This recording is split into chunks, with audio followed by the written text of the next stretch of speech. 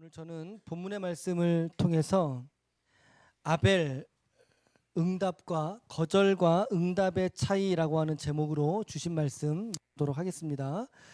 우리가 지난주에 아담을 통해서 무죄한 상태의 인간이라 할지라도 그가 정작 죄의 유혹에서는 벗어나지 못하는 그런 존재라는 사실을 발견하게 되었죠.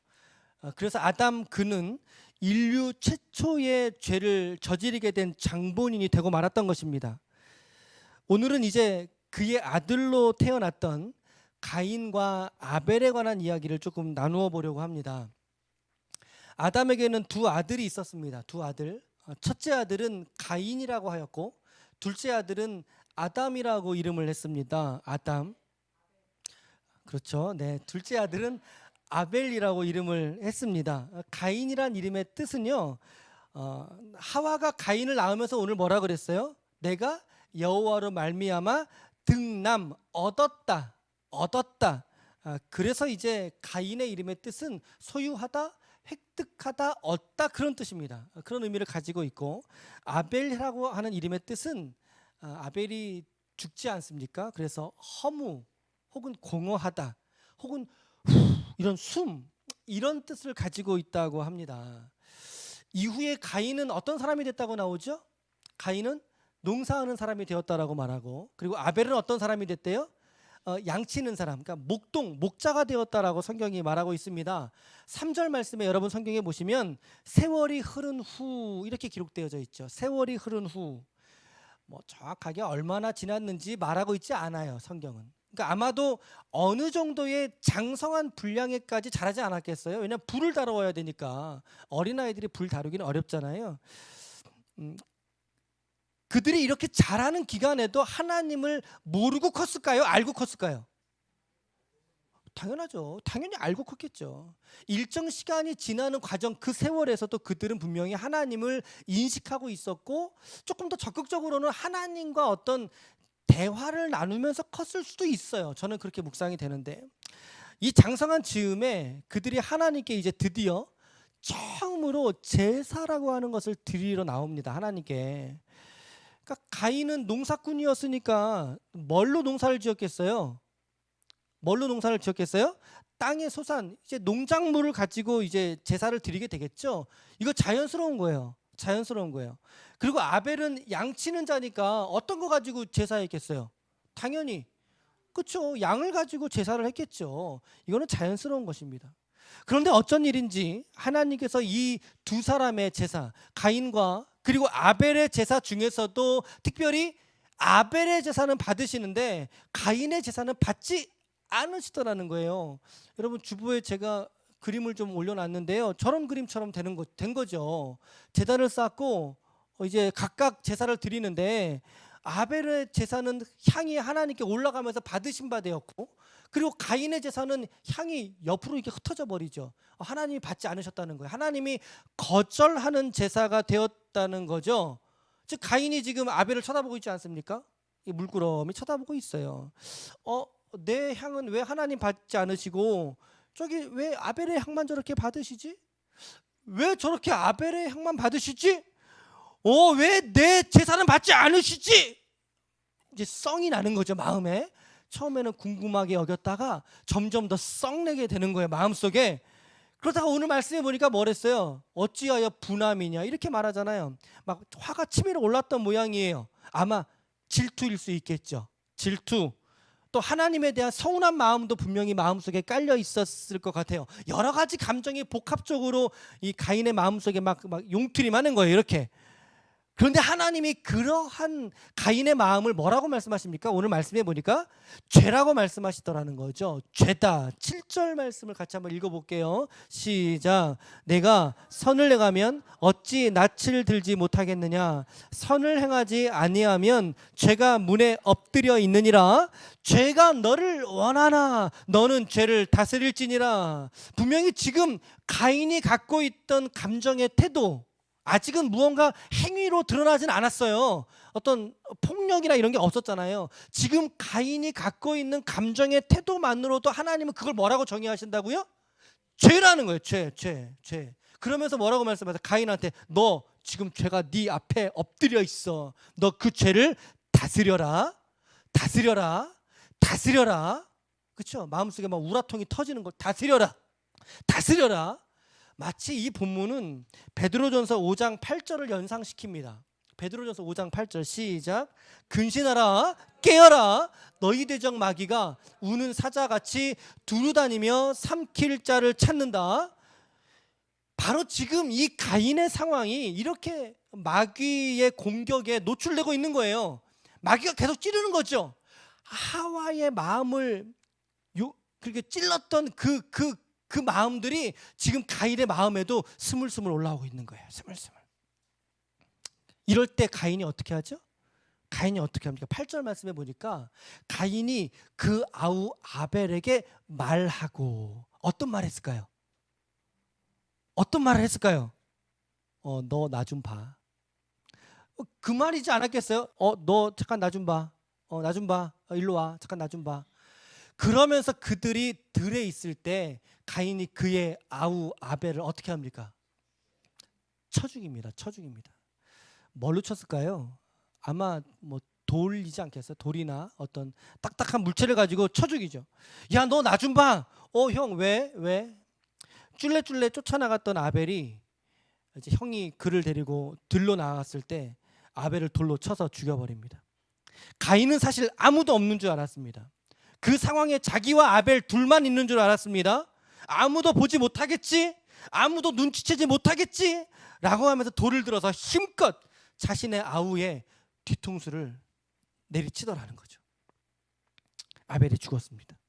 하나님이 가인에게 찾아와서 묻습니다. 가인아, 아벨이 어디 있니?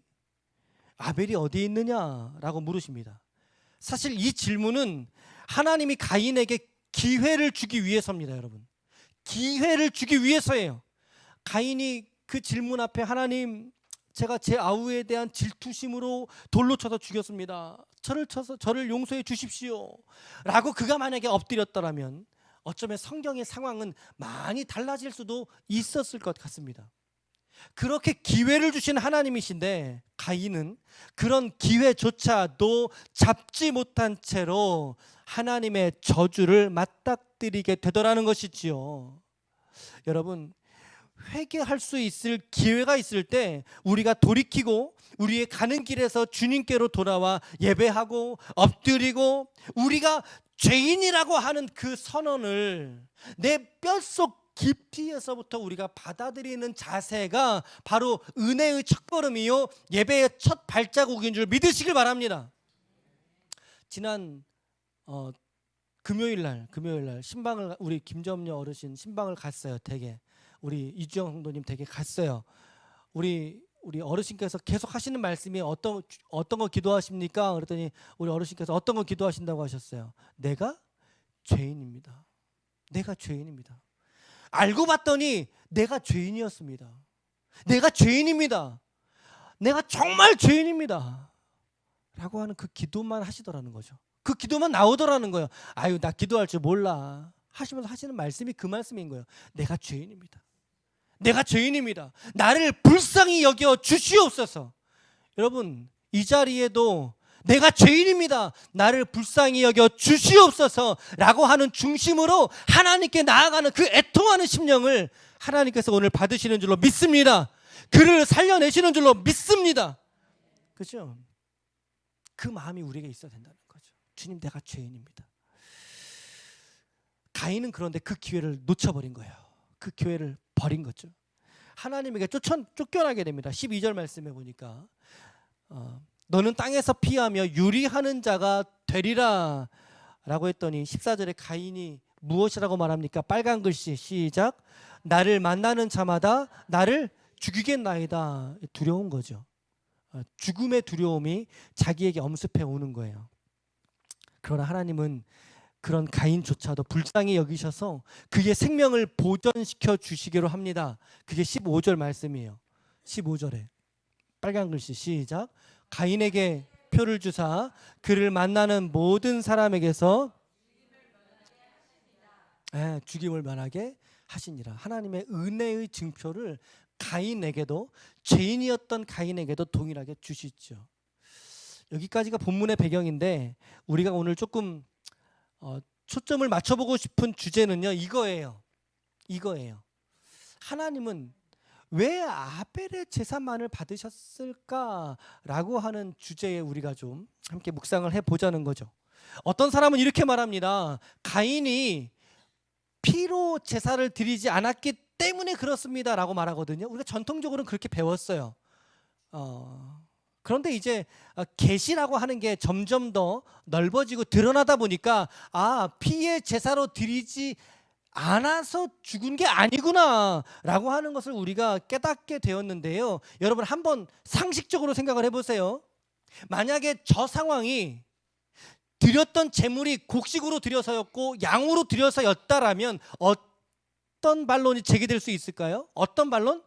가인은 어떤 사람이라 그랬어요? 농사 짓는 사람이니까 농사꾼이라고요. 그렇죠? 당연히 저 이야기는 누구에게 불리한 거예요? 그렇죠. 가인에게 불리한 조건이죠. 결국에 그 말은요, 하나님은 불공평한 하나님이시다라고 결론으로 가는 거예요.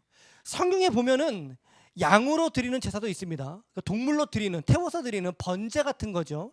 그런데 곡식으로 드리는 제사도 있어요, 없어요? 있어요. 그것을 소제라고 해요. 소제. 곡식단으로 주님께 드린다면, 태워서 드린다는 말이죠.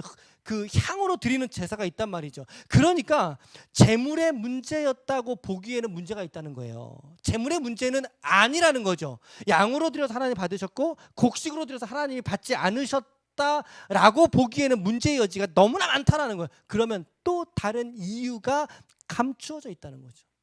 또 다른 이유가 감추어져 있다. 그게 무엇이냐는 거죠. 일단은 말씀 한 번 더 읽어보실게요. 저 말씀인데 같이 한번 읽어봐요. 시작. 세월이 지난 후에 가인은 땅의 소산으로 제물을 삼아 여호와께 드렸고 아벨은 자기의 양의 첫 새끼와 그 기름으로 드렸더니 여호와께서 아벨과 그의 제물은 받으셨으나. 자, 이 두 구절 여러분 한 번 더 꼼꼼히 읽어보십시오. 꼼꼼히 한 번 더 보십시오. 가인의 제사와 아벨의 제사에 드렸던 문제점을 추측할 수 있는 단서가 몇 가지 등장하지요. 몇 가지 등장합니다. 그 중에 첫 번째입니다. 이들은 제물을 준비하는 자세가 문제가 있어요. 자세가 제물을 준비하려고 하는 자세가 문제가 있었다. 잘 보시면요. 가인은 뭘로 드렸어요? 땅의 소산으로 드렸어요. 근데 아벨은 뭘로 드렸죠? 새끼라는 발음은 주의하셔야 됩니다. 아벨은 양의 첫 새끼로 기름으로 드렸다라고 적혀 있습니다. 누구나 처음 것에 대한 욕심이 있어요. 처음 난 것에 대한 욕심이 있다고요. 그렇죠? 우리가 그래서 장남, 맏아들, 처음 것 다 어떤 뉘앙스가 있습니까? 내 거라는 거예요. 내 거 가진 자의 것, 소유권을 주장할 수 있었는데, 그런데 아벨을 보시라고요. 아벨은 어때요? 첫 새끼를 구별하여 드리지 않습니까? 첫이라는 단어, 그 이후에 그의 기름이라고 하는 단어, 그렇죠? 자기의 소유권을 주장하지 않았을 뿐더러 최고의 감사의 표현이에요. 저 말이 최고의 감사로서 하나님께 이 제물을 구별하여 내가 드려야지 라고 하는 마음이 저 단어 속에 감춰져 있다는 거죠. 근데 가인을 보세요. 가인도 그렇게 똑같이 드릴 수 있었어요. 어떤 땅의 첫 소산으로, 혹은 그 기름을 짜서, 이렇게 표현할 수 있었는데 말씀 보세요. 어떻게 돼 있어요? 뭐라고요? 땅의 소산으로만 되어져 있어요. 땅의 소산으로. 그러니까 아벨과 같은 더 구체적인 표현이 없이 일반 보통 명사로 드렸다는 거예요. 어떤 뉘앙스가 느껴집니까, 여러분? 가인은 진심으로 이 제물을 준비한 게 아니었다는 거죠. 그때 소출이 있을 때 조금 더 부정적으로 언급하면 대충 준비한 거, 대충 여기저기 눈에 보이는 곡식단 중에 너 이리 갖고 와, 이것도 갖고 와. 그리고 와서 그것 가지고 주님 앞에 제물로 드렸단 말이에요. 그러니까 하나님께서 오늘 가인의 태도를 어떻게 평가하십니까? 7절 말씀에 여러분 7절 말씀에 뭐라고 되어 있어요? 주께 너가 선하지 못했다라고 말씀하고 있어요. 너가 주께 선하지 못했다. 바로 이거죠. 재물을 준비하려고 하는 가장 기본적인 태도와 자세에 있어서 이미 제사 드리기 이전에 그들의 제사는 판가름이 난 거예요. 판가름이 이미 벌써 난 거예요. 이 제사가 오늘날 우리의 예배라고 볼 수 있습니다. 오늘날 우리의 예배라고 볼 수 있다면 드려진 제물은 뭐겠어요? 제물은 뭐겠어요? 넓은 의미로는 우리의 예배에 대한 태도, 우리의 마음가짐이라고 볼 수 있어요. 넓은 의미로. 그런데 이것을 아주 좁은 의미로 어떻게 볼 수 있겠어요? 우리가 하나님께 드리는 헌금이죠. 헌금. 하나님께 드리는 헌금. 그런데 하나님이 어떠한 예배는 받으시고 어떠한 예배는 지금 이 순간에도 받지 않으실 수 있다는 거예요, 여러분. 얼마나 무서운 얘기입니까?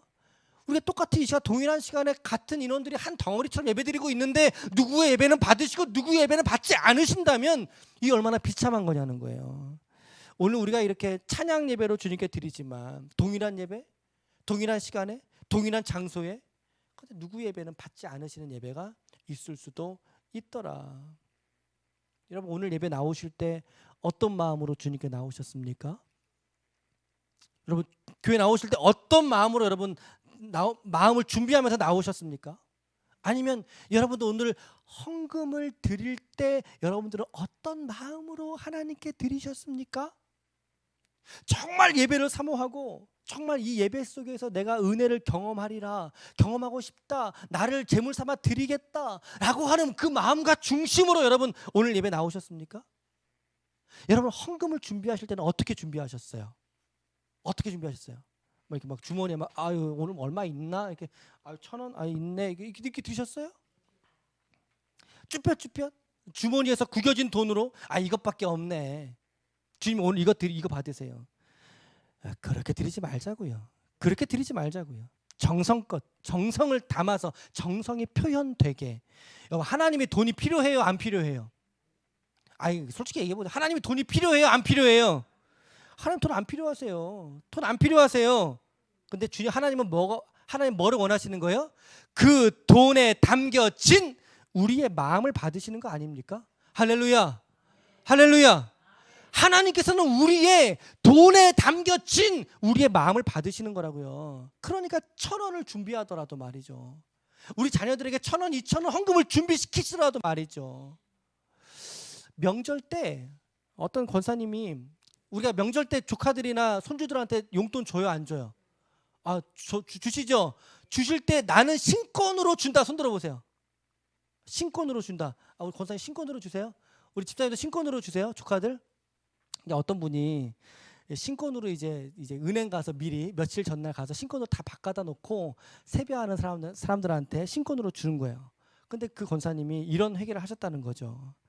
내가 자식들에게 세뱃돈을 줄 때에도 내가 신권으로 이렇게 내가 구별해서 이렇게 헌돈, 새돈 구별해서 주는데 내가 하나님께 드리는 헌금을 내가 어떻게 이 마음을 고치 같지 않고 내가 어떻게 드릴 수 있을까라고 하는 게 아이들 이렇게 용돈을 주다가 번뜩 떠올랐대요, 마음속에. 그래서 하나님께 회개했다고 하죠. 물론 그분이 평생 동안 하나님께 헌금을 신권으로 할 수는 없었을 것 같아요. 여러분들이 신권으로 하는 뜻이 아닙니다. 그렇죠? 어떤 마음인지 아시죠? 네, 마음으로 하시란 말이에요. 마음으로. 지금 가인이 제사를 드리면서 실패한 게 뭐예요? 마음 없는 예물을 준비했다는 거예요. 거기서 가인은 이미 실패한 거예요. 이게 비단 헌금뿐이겠느냐고요, 여러분? 헌금뿐이겠느냐고요? 아니죠. 그건 아주 구체적인 예를 하나 든 것뿐이에요. 하나님은 여러분들의 마음과 여러분들의 중심을 받으시는 줄로 믿습니다. 그러니까 예배에 대한 우리의 기본적인 어떤 태도에 있어서 우리가 사뭇 뜯어고치지 않으면, 달라질 지점들은 바꾸지 않으면, 우리가 생각 없이, 아니면 한 주간 지났으니까 일요일 아침이니까 그렇게 주님께 나오지 마시라는 거죠. 그렇게 나오지 마시라는 거죠. 내 한 주간의 삶을 정리하고 내가 하나님 아버지께 나와 영적인 제사를 드리겠다라고 하는 그 사모하는 마음으로, 그 마음의 준비와 태도로 주님께 나아올 때 주님께서 그 예배를 기뻐 받으시는 줄로 믿습니다. 예배의 형식, 예배의 순서, 그것이 중요한 게 아니에요. 우리가 오늘 찬양 예배죠, 좀 자유롭게 드리잖아요. 형식에 얽매이지 않고, 이게 중요한 게 아니라는 거죠. 무엇이 중요하다? 우리의 마음의 중심, 예배를 준비하는 우리의 마음의 태도가 가장 중요하다는 것입니다. 두 번째는요, 오늘 이들의 제사의 문제는 뭐였냐면, 두 번째는 4절과 5절인데요. 한번 읽어보실게요. 4절과 5절 시작. 아벨은 자기도 양의 첫 새끼와 그 기름으로 드렸더니 여호와께서 아벨과 그의 제물은 받으셨으나 가인과 그의 제물은 받지 아니하신지라. 가인이 몹시 분하여 안색이 변하니. 저 두 구절에서 여러분, 아벨과 가인의 가장 근본적인 문제점을 이제 하나님이 고발하시는 거예요. 말씀을 통해서 고발하시는 거예요. 어떤 문제점이 있죠? 어떤 문제점이 있습니까? 하나님은 그들의 재물을 거절하기 전에, 받기 전에 이미 그 사람, 그 존재 자체를 거절했다는 거죠. 존재 자체를 거절했다라는 것이죠. 이게 상당히 중요한 전환점이거든요, 우리들한테. 하나님은요, 아벨의 제사 이전에, 말씀 다시 볼까요? 여호와께서 아벨과 그의 제물은 받으셨다 그래요. 그러니까 제물을 받기 전에 이미 하나님은 무엇을 받으셨어요? 아벨이라고 하는 인물을 받으신, 그의 삶을 미리 받으신 거예요. 그리고 5절 말씀에 보니까 그의 제물을 받지 않기 이전에 벌써 무엇을 받지 않으신 거예요? 가인의 삶을 받지 않으셨다라는 거죠. 받지 않으셨다라는 거죠. 요한일서 3장 12절 말씀 시작. 가인같이 하지 말라. 그는 악한 자에게 속하여 그 아우를 죽였으니 어떤 이유로 죽였느냐? 자기의 행위는 악하고 그의 아우의 행위는 의로움이라. 분명히 성경 말씀은 가인의 삶이 잘못 있다, 삶에 잘못 문제가 있다 라고 지금 지적하고 있어요. 가인같이 하지 말래요. 가인같이 하지 말래요. 말씀을 잘 보세요. 아우를 죽였기 때문에 악한 거예요? 아니면 악하기 때문에 죽이게 된 거예요? 그렇죠? 순서가 달라요, 여러분. 악하기 때문에 아우를 죽였던 거예요. 아우를 죽여서 악한 자에게 속한 게 아니라 악한 자에게 속하였기 때문에, 예배하기 전에, 이미 제사 드리기 이전에 악한 것에 속하였기 때문에 아우를 죽인 거예요. 왜? 자신의 행위, 자신의 삶의 형태가 이미 하나님 보시기에 악한 모습이었다는 거죠. 맞죠? 악한 모습이었다는 거예요. 가인에게는 하나님이 기뻐하시는 삶의 자체가 없었다는 말입니다. 예배는 지금 이 순간, 여러분들이 나와서 지금 이 순간 예배 드리잖아요. 이것만이 예배의 전부가 아니라는 사실을 잊지 마십시오. 이것은 예배의 어떤 결정체지 우리 예배 행위의 본질은 아니라는 거죠. 예배는 뭡니까? 여러분들의 삶이 곧 하나님께 구별하여 드리는 예배인 줄로 믿으시길 바랍니다. 우리 이 주일에 오늘의 예배는 그 삶에 응축된 결과죠. 결정체죠. 우리가 주님께 나와서 예배의 문을 열었습니다. 그렇죠? 경배와 찬양으로 하나님께 나아갔습니다. 그리고 우리의 신앙의 고백을 주님께 고백하지 않았습니까? 나의 안에 거하라. 그렇죠? 그리고 말씀 듣죠? 이제 우리가 성도의 축복의 교제로 나아갈 거예요. 그렇죠? 이것은 우리의 삶의 결정체라는 거죠. 우리의 삶이 예배가 되는 것이 훨씬 더 중요하다. 제가 여러분들에게 우리가 하나님 앞에서의 삶을 살아야 된다, 이런 말씀 몇 번 드렸죠? 이거 네 글자로 시작. 그렇죠. 네 글자로 시작. 이거 앞에 없어요. 네. 코람데오라고 했어요. 코람데오. 코람데오. 하나님 앞에서 신전의식, 하나님이 내 앞에 오늘 계시다 라고 내가 살아간다면 여러분, 그의 삶이 곧 예배로 하나님이 받으실 줄로 믿습니다. 그런데 그 삶에 가인에게 그것이 없었던 거죠. 그것이 없어서, 그것이 없이는 오늘 우리의 기도와 헌금과 찬양도 하나님이 거절할 수 있다는 거죠. 그러니까 우리는 잠깐 멈춰서 생각을 해봐야 됩니다. 과연 내 삶이 하나님께 연락되고 하나님께서 받아주시는 그러한 현장의 나의 삶의 모습인가 라고 하는 거 말이죠. 이것이 정말 하나님께서 우리를 통해서 받으시길 원하는 예배자의 모습이라는 거예요. 그렇기 때문에 하나님의 이런 응답과 거절은 공평한 것이 되는 것입니다. 잠언 15장에 보니까 악인의 제사를 하나님은 미워하신다고 그랬어요. 잠언 21장에 보니까 악인의 재물은 가증한 것이라고 그랬어요. 여러분, 악인도 제물 드릴 수 있어요. 예배 드릴 수 있어요. 그러나 하나님은 그 예배와 제물을 가증한 것으로 보신다라는 거죠. 오늘 우리는 어떻습니까? 이 말씀에 빗대었을 때 오늘 우리는 어떠냐는 거예요. 가인의 제사를 하나님은 거절하실 수밖에 없었던 것이지요. 그럼에도 불구하고 가인이 회개의 자리로 나오지 않고 그는 안색이 변하고 하나님이 찾으시는 그 물음 앞에 내가 아우를 지키는 자입니까? 나는 아무런 잘못이 없습니다, 하나님 이라고 하는 격입니다. 아벨은 그의 형의 돌에 맞아 죽게 됩니다. 가인은 첫 번째 살인자가 되었고 아벨은 첫 번째 순교자가 되는 것이었습니다. 하나님이 아벨의 제사는 받으셨습니다. 그럼 왜 받으셨을까요? 왜 받으셨을까요? 마태복음 23장 35절에 보니까 예수님이 아벨을 누구라고 부르는지 아세요? 시작. 그러므로 의인 아벨의 피로써. 그러니까 예수님도 지금 아벨의 존재를 어떻게 인정하신다는 거예요? 그렇죠. 의인으로 인정하신다는 거죠. 그가 제사를 드렸기 때문에 의인이 되었다는 게 아니에요. 성경에 그런 내용은 창세기에 없어요. 그렇죠? 제사를 드려서 의인이 된 게 아니라 이미 그는 제사하기 이전부터 하나님을 인식하고 하나님 앞에 의로운 자의 삶을 살았다는 것입니다. 살아드렸다라는 거죠. 성화의 삶, 거룩을 추구하는 삶을 아벨은 신실하게 하루하루를 살아내었다는 것입니다, 여러분. 그래서 그가 죽었으나 오히려 믿음으로 삶을 살아서 우리 후세에게 참된 인생의 길이 무엇인지 가르쳐주고 있다는 것입니다. 오늘 저와 여러분들의 삶은 어떻습니까? 이들의 제사의 응답과 거절의 차이점은 먼저는 그들이 제물을 준비하는 기본적인 태도와 자세에서부터 있었고, 더 나아가서 근본적으로는 그 제사를 드리기 이전에 가인의 삶은 악한 자의 삶을 그가 살았었고 아벨은 의로운 자의 삶을 살았던 그의 삶에 있었다라는 거죠. 이것이 바로 가인과 아벨이 주는 결정적인 교훈이라고 생각합니다. 그렇다면 오늘 우리는 어떻게 하면 아벨처럼 하나님이 받으시는 제사가 되고 예배를 드릴 수 있을까요? 어떻게 하면 될까요? 바로 이거죠. 시작. 믿음의 주요 또 온전하게 하시는 이인 예수를 바라보자. 너희가 피곤할 때 낙심하지 않기 위하여 죄인들이 이같이 시작 자기에게 거역한 일을 참으신 일을 생각하라. 생각하라. 바라보자. 생각하라. 누구를요? 누구를요? 예수를.